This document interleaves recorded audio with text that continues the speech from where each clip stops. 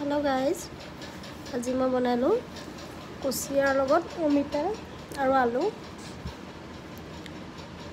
আহকচোন কেনেকৈ বনালো চাওঁ।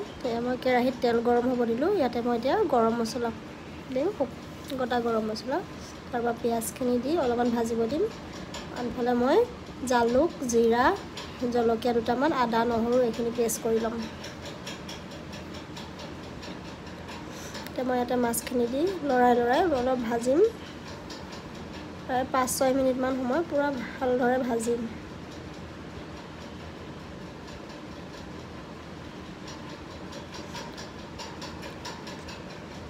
মাছখিনি ভজা হৈ গ'লে তাতে মই আলু অমিতাখিনি এড কৰি দিম। তাত মই অলপ নিমখ আৰু হালধিও দিছিলোঁ, ক'ব পাহৰি গৈছোঁ। পাছত আকৌ দিব লাগিব। মাছখিনি ভজাৰ টাইমত অলপমান নিমখ আৰু অলপ হালধি দিছিলোঁ। এতিয়া মই ইয়াতে মছলাখিনি দি অকণমান পানী দি ভালদৰে লৰাই ভাজিব দিম। মছলাখিনি একদম মাছৰ লগত ভালদৰে যাতে ভাজি মিলি যায়। এতিয়া তেল ওপঙি আহিব, তেতিয়া মই অলপ পানী এড কৰিম।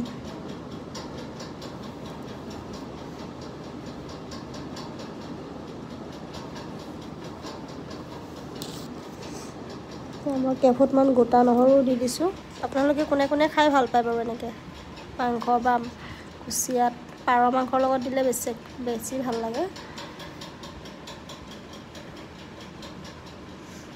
কোনে কোনে এনেকৈ নহৰু খাই ভাল পায় জনাবচোন কমেণ্টত।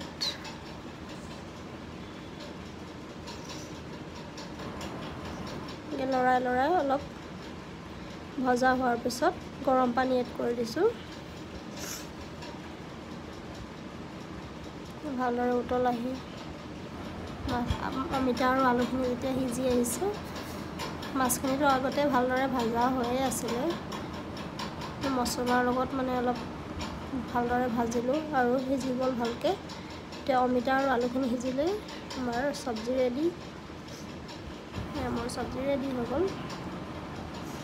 খাবলৈ যে ইমানেই সোৱাদ হৈছিলে কি যে ক'ম। আপোনালোকেও এবাৰ এনেকৈ ট্ৰাই কৰি খাই চাব আৰু জনাব কেনে লাগিলে।